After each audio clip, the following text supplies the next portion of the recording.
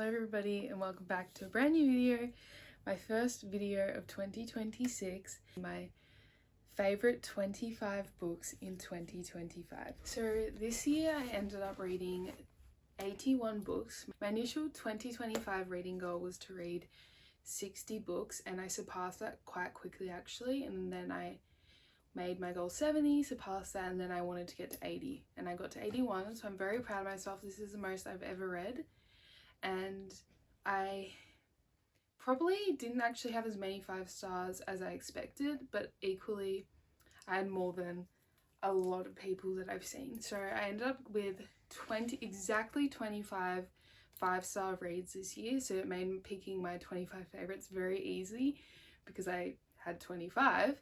But I've split all my books into like categories, I guess, genres, so we can go through them easily. I'm just gonna give a brief synopsis of the books and if they're in series, and then we can just give my final thoughts on each of these. And these are all books I would definitely 100% recommend. I feel like there's something for anyone in all these books and I will explain why. But firstly, my first 3 favorite books of the year. This is in no particular order, might I add. I could probably tell you an order later down the line. Maybe I could add it at the end of the video, but I haven't exactly put it in order yet. But these are all 5-star reads. Every book in this video will be. But all these books are from the Throne of Glass series. So we've got The Assassin's Blade, Crown of Midnight, and Kingdom of Ash. Now, I read out of the 8 books from the Throne of Glass series, I read 7 this year, and these are my 5-star books from this series from this year. If you don't know this world, get to know. It's by Sarah J Maas. She's an amazing author. I feel like it was probably the most intense fantasy series I've read, and I'm very glad I got to read it because equally it was enthralling, it was thrilling, it was emotional, it was beautiful, but it all in all had me hooked, and I found it very easy to sit down and read it and get into the characters and the world building and everything about these books, and I loved them. This one, it follows Celaena, who is the most feared assassin in this world, and her in a relationship with a man called Sam and Arobynn, who is her like trainer and who is the person that is helping her be this assassin. And it just follows her trying to figure out like who Arobynn really is and trying to form a relationship with Sam, and just this is a prequel, so you can read this really whenever. I've read it, I think, 3rd in this series. Now, that is very uncommon. A lot of people read it either 1st or 2nd. I read it 3rd because I read you could read it after Crown of Midnight, which is what I did, and I really enjoyed it that way. And I enjoyed learning more about Celaena after I already had met her. I also read Crown of Midnight, which is again about Celaena, who has previously won a competition to be the king's champion. So she is now the king's assassin, basically. And he will send her to kill whoever he chooses, but whether or not she kills him is really up to her. And she doesn't like the king. Might I preface that? So she doesn't like him, so does she kill the people? Who knows? But it follows her and her building relationships with the Prince, Dorian, and Chaol, the captain of the guard. And then Kingdom of Ash, which is the final book in the series. It's a chunky one. I think it's like 984 pages. It's insane. But it wrapped up this world beautifully, and I honestly couldn't recommend a series more. This was, to me, a 5-star series, and I honestly recommend it to every single person. And if you haven't read many fantasy series, probably wouldn't start with that one. I would start probably with ACOTAR, which is what I did, which is the same author. But once you read ACOTAR, you need to read Throne of Glass, please. Now, the next 3 books I will talk about are all the same author as well. 2 of these books are from the Inheritance Games series. This other book is from a series called The Natural series. So they're all by Jennifer Lynn Barnes, and again, I rated these all a 5-star read. The Inheritance Games is a 3-book series plus like extras that you can read. It's like kind of like do it if you want to, not really, you don't have to. I didn't, because I felt the way the series ended, that's all I needed to know and I didn't need to read any others. but this is very much a mystery, like world building of like building a new family that you didn't know existed. And it follows Avery, who has been left with an inheritance by this man that she doesn't know who he is, and she moves into this family of wealth and mystery, and everyone's trying to get her out basically because they want the money, and she's essentially a stranger. No one knows what the point of her is.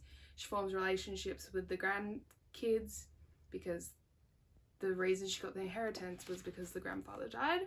But she's inherited this mansion filled with secrets and codes and the old man's surviving relatives.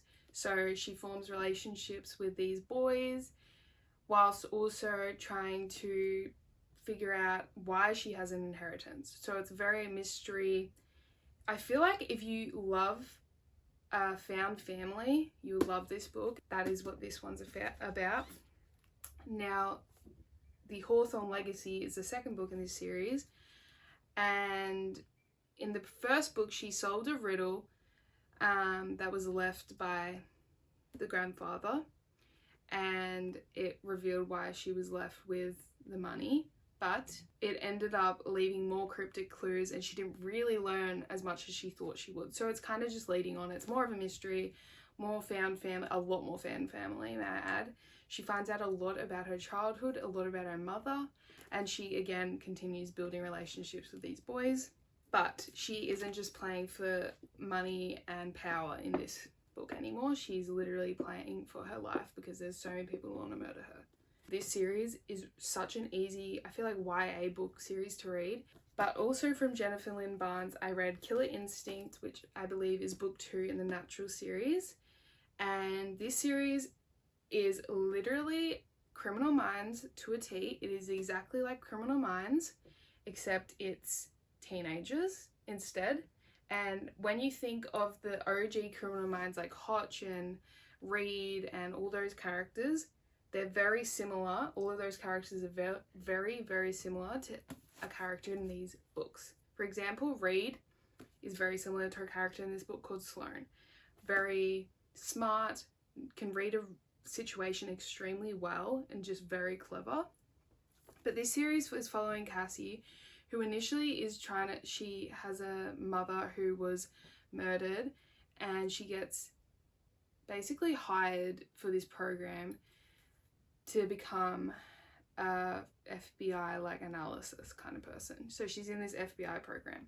But in the previous book, she barely escaped a murderer, so she almost got killed after they were on the hunt to figure out a certain killer, because every book that follows a serial killer, I would say, or like a murderer in general. But in this book, they're still trying to solve some cold cases. But when victims of a brutal serial killer start turning up the Naturals, which is a group of the FBI kids, they're pulled into an active case that strikes way too close to home, and it is surrounding certain individuals in this group.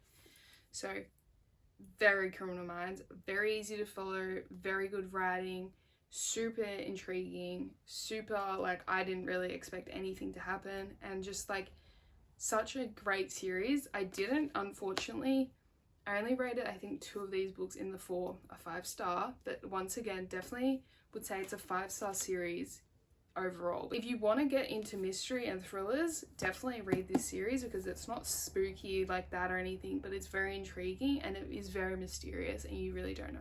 But Jennifer Lynn Barnes, definitely one of my favorite authors of the year.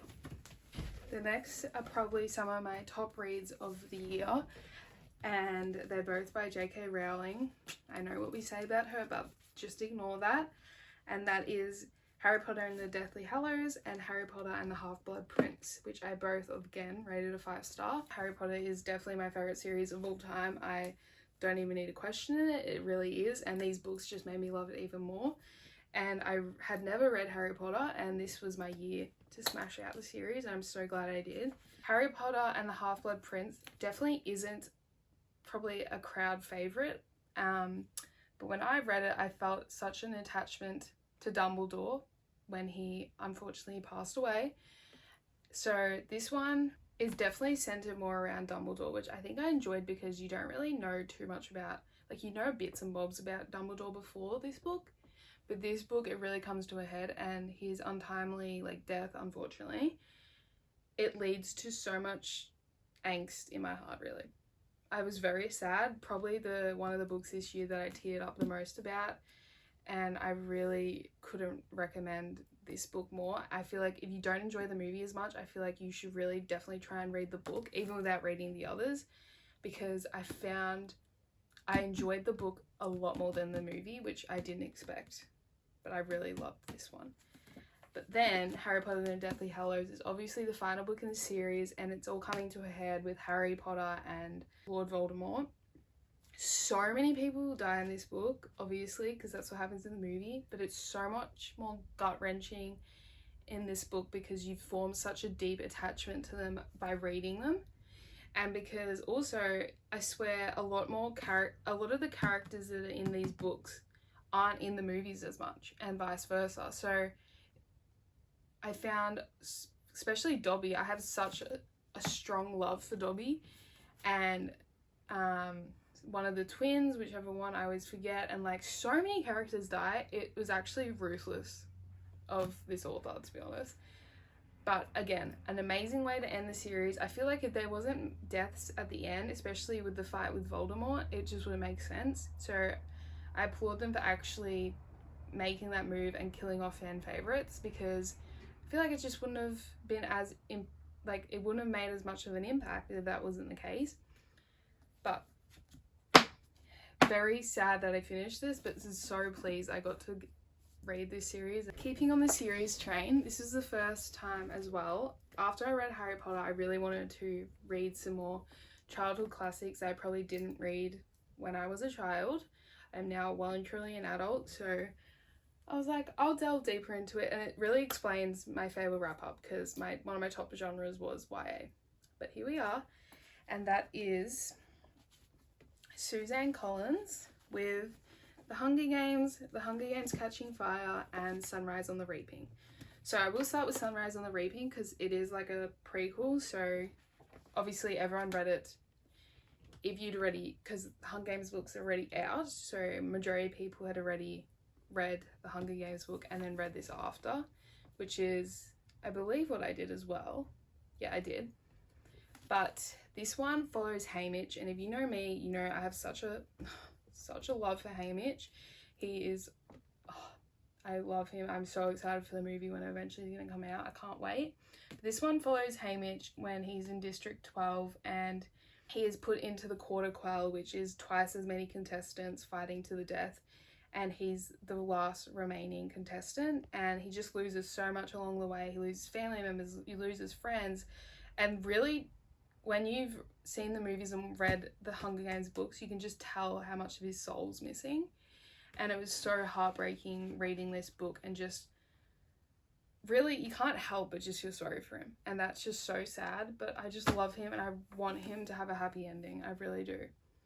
But that is what Sunrise on the Reaping is about. Absolutely incredible. If you've read the Hunger Games books and you haven't read this yet, please do me a favour and read it. I read The Hunger Games. This one's about Katniss and Peeta, who are both also from, I think, District 12. And they were chosen for the Reaping, and Katniss originally went in over her sister because she found her sister was way too young and she didn't think her sister would live, and she was kind of like the breadwinner of the family in the regards to she was doing the hunting and she was helping them survive.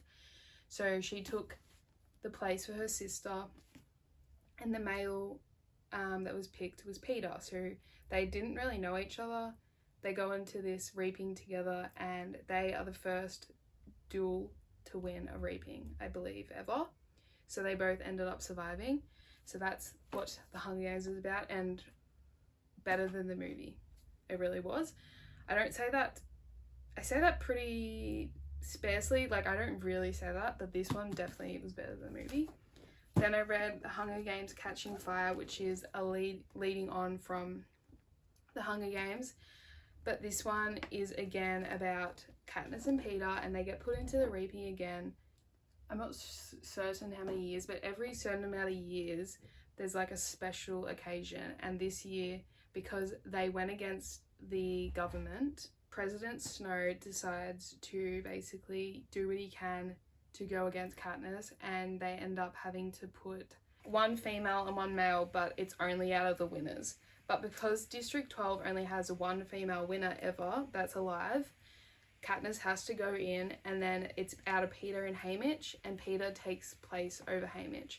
So it's got mentors and winners, and just that's the whole situation in this reaping. And yeah, it was so sad because so many fan favorites die in this book too. And because it's just more sad because all these people had already won and then they just all had to die again. But thankfully Peeta and Katniss lived. It ends very differently to the first one. Not everyone dies, and I can't explain more because then it leads on to the final book. Again, it wouldn't change anything about those books, and I would definitely read them if you haven't already.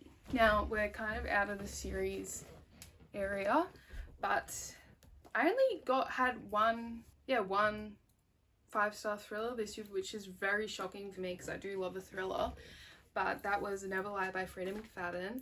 I have given this book to so many people now, and I've told them to read it. I've recommended it to so many people. I thought it was mainly a hit with everyone, but I've soon discovered that not everyone actually loves this book, but to me it was like perfect. I loved it so much, and I was on the edge of my seat. I was shocked. I was like intimidated by like what I was reading. I was just enthralled with how thrilling it really did feel, and it really did honestly feel like a thriller, and I loved that.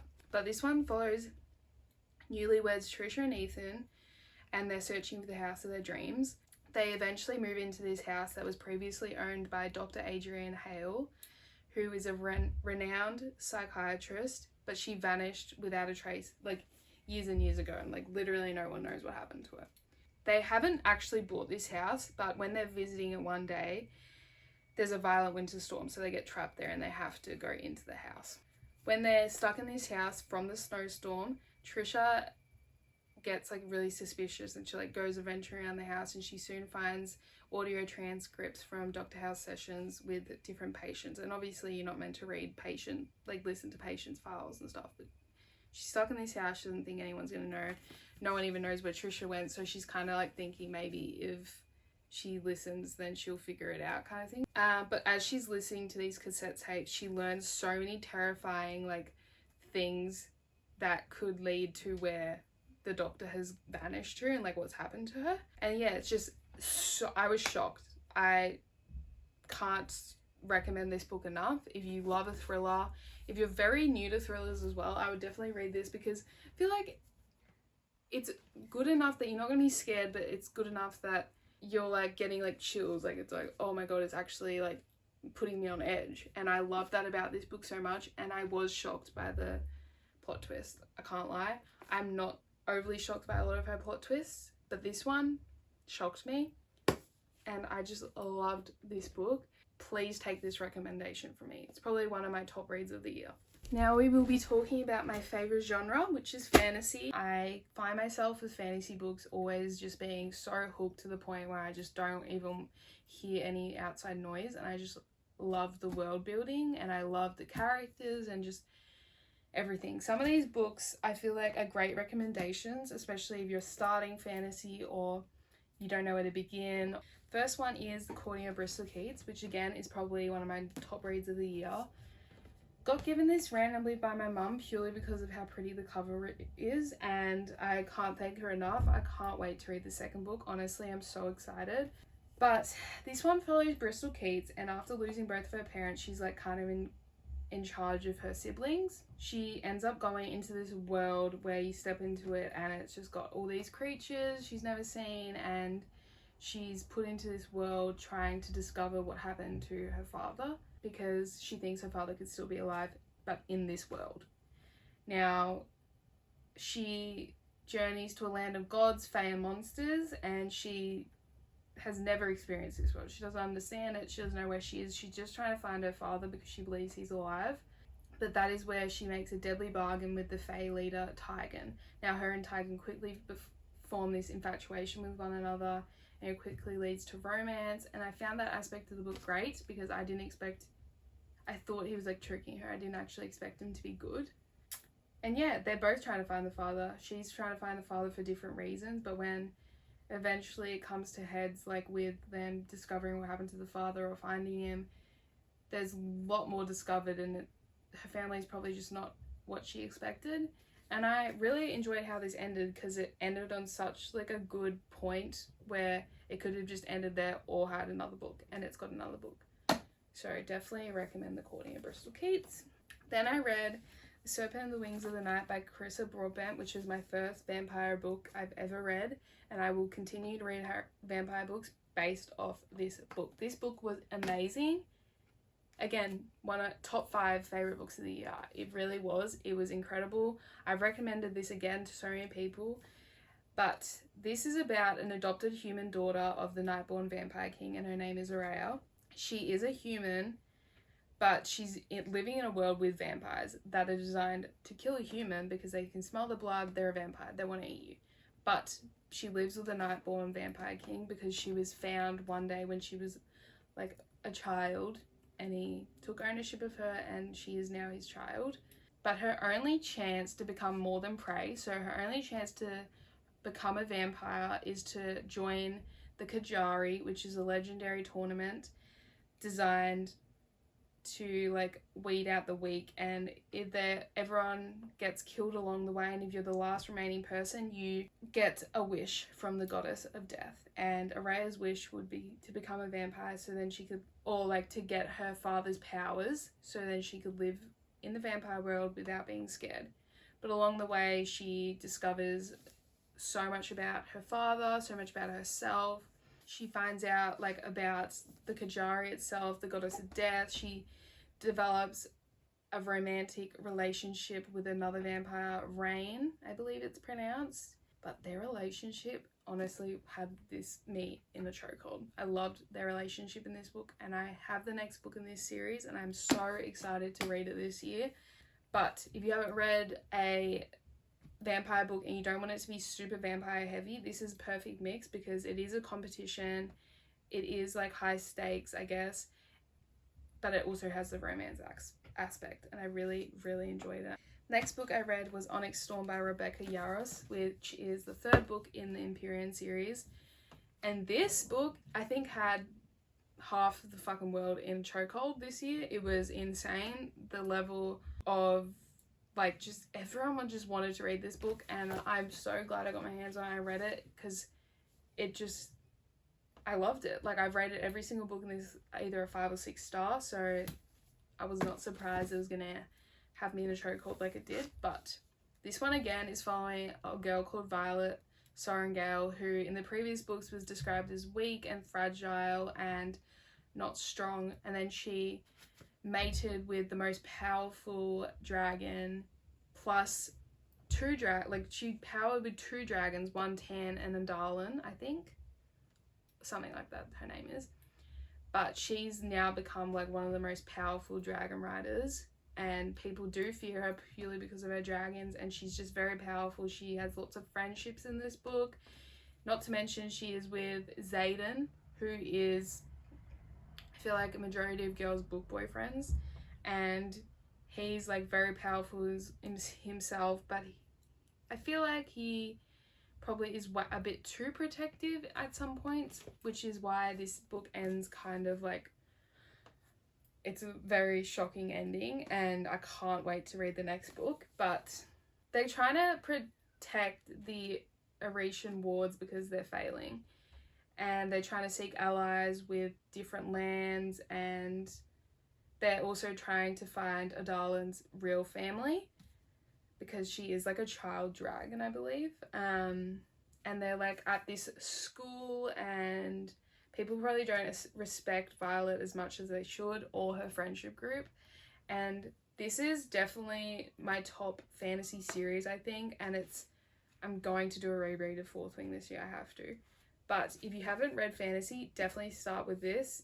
Especially, I'd never read a book with dragons, and this had me hooked. I'm like actually obsessed, and it's so easy to follow, but without it being boring and without it being slow. It's a very quick pace, like fast paced, very elaborate storyline, but super easy to follow. And I loved this book so much. Next book is Wings of Starlight by Alison Saft. Now, this is what I mean when I say the very YA childlike book, but sometimes that is necessary because this definitely brought out the inner child in me, and I had seen so many things about this book, but I wasn't entirely set, but I'm so glad I read it. It's basically like a prequel to Tinkerbell. So it follows a warm seasoned fairy who crosses into the Winter Woods, and she forms like a relationship with the Winter Woods like king, and she's becoming the queen. So they form a relationship, but obviously a warm season fairy can't go into the Winter Woods without being injured, and a Winter Woods fairy can't go into the summer, like a warm season area, without being injured. So they've got like this kind of like forbidden relationship, but they come together to basically get rid of this monster that's crossing into the Winter Woods and the Spring Woods, and he's putting them in like a state of a nightmare, and they can't get out of this nightmare, so he's like kind of like freezing them, I guess. So it kind of comes to a head, and like the warm season fairy and the winter fairy kind of realize they have to protect their own worlds, but we have a friendship now and we will always support each other. And I just found it very beautiful, and it did make me feel like a child again. I loved it. I've never read Tinkerbell, if I'm assuming that's a book. I've never read it, but this is like a perfect adult version of Tinkerbell, I'd say. It's definitely YA. It's very, very YA, but sometimes I just want to read like that, and this was such a beautiful read. Now, the final fantasy I read was Glow of the Everflame by Pencol, which is book 2 in the Kindred's Curse saga, and I read this very recently. But it's about DM who has received a crown, but she is not powerful. She doesn't believe she is, and she's received this crown which is only meant to go to the most powerful descendant, but everyone's confused why she's got it if she doesn't have any powers. But she soon discovers that her family has been hiding a lot from her, and she has powers, and this book's about her bringing out the flame in her, basically, the glow of the Everflame within her, and making her the queen that everyone knows she can be. She forms an amazing relationship with, I think his name's Luther, and I love their relationship. Again, it's like kind of like found family. Like, she finds a lot of people in her life that she's proud of and that are proud of her, and the only way she can become queen is if she defeats like basically the most powerful in a different family. And yeah, that's like the whole gist of the book, and it just shows, again, she's like frail and fragile and she's not powerful. It's always that way with women, isn't it, in these kind of books? But loved this book, definitely recommend. Again, it's quite an easy book to follow, but at stages a bit confusing, so it's probably a step above ACOTAR, I'd say. But it's not super fantasy heavy, I wouldn't say that. It's just more based around magic, rather than like simple kind of magic, rather than like dragons and vampires and witches and stuff like that. But I love this book. Now, this is like a quick fire round, but majority of these are like, I would say, romance or a bit of romance. Lots of trauma in some of these books, I'm not gonna lie, but we'll just get straight into it. Some of these, my top reads of the year. Talking at Night, I originally did rate a 5, but when I keep thinking about it, it's definitely a 6-star for me. I loved this book with my entire heart. It doesn't have quotation marks. I'm going to preface it with that. If you need quotation marks in a book, maybe don't read it, but I will say this. I have read books without quotation marks before and hated them. And I thought it was purely because there was no quotation marks. I read this, absolutely fell in love with it. It was beautiful, everything I needed. But it's about a girl who falls in love with her twin brother's like best friend, and it's like a will they won't they relationship for like decades. It's so long, and it's constantly will they won't they romance, and tragedy strikes when they're quite young, and then you think that's them finally figuring out they want to be together, but then it spans over decades, and then they eventually decide if they will or they won't decide to move forward together. And I've heard it's very similar to Normal People, like that kind of relationship, but thankfully in this it's a happy ending. Loved this book, and a very different read for me. I'm going to say that much because, again, I didn't think I'd enjoy it for the no quotation marks. This was my top book of the year, without a doubt, my number one of 2025, and that is The Way I Used to Be by Amber Smith. Trigger warning, this does cover sexual assault, which is kind of like, oh, that's my favorite book of the year, but I think this book was written so beautifully, and it really focused on the main point of the book, which was the fact that this young girl was assaulted, and she was assaulted by her brother's best friend, who in turn had been in her life for a long time and was seen as like a family member. She was assaulted by him, but I don't think it did focus on that for like the whole book, obviously, but it was focusing on the fact that how this event had changed her and how it made her grow up like way too quickly. And I really, really, really loved that, because it does show how not even just sexual assault, like kind of trauma, but like any trauma it will shape you in a way, and you may grow up quicker than you expected, or it just might stunt everything. But other than that, it also shows her trying to have a relationship with someone else, and just how hard things can be when you've gone through such a horrific trauma in your life. And this book was perfect to me. Everything I needed to read in that moment. Obviously, I've gone through trauma in my life, but nothing to that extent, thankfully. And I just can't even begin to imagine. But the way this author wrote about it was so unbelievable. It was just breathtaking, really. I love that book so much. This is kind of like a shit take, kind of 5-star read, but Paddington in Peru. I just love Paddington. Sue me. That's really all I can say. I just love Paddington with my whole heart and soul. My favourite bear, without a doubt. Probably, and I feel like he has some amazing life lessons to teach people. And he's just very wise. And he's a bear. Like, what more could I ask for, really? I love that book. What We Saw was also by Aaron Hartzler, was also one of my top reads of the year. And again, about trauma, about sexual assault. But this one I liked more because it was about outside like influence and always doing what you think was right. So this girl is sexually assaulted at this school, and another girl soon finds out that her friend knows what happened to this girl, and he doesn't want her to tell anyone, but she does what she knows is right, and she in turn has to tell someone the truth. And it's a very good story about having morals, and the right morals, I should say, and just doing what you know is right. Now, this was like one of my only rereads of the year. I did reread The Notebook, which was originally a 6-star read for me, and this time it was a 5-star. I think when I read it originally, it was definitely like the perfect time for me to read it. Not saying anything really changed. I still love this book dearly, but 5-star this time round. I don't think it needs really any information like about it. You know what The Notebook is. Beautiful romance story, beautiful story of true love. Just the yearning in this book is unmatched, really, and I just love this book, and more people should read The Notebook because I think it's better than the movie.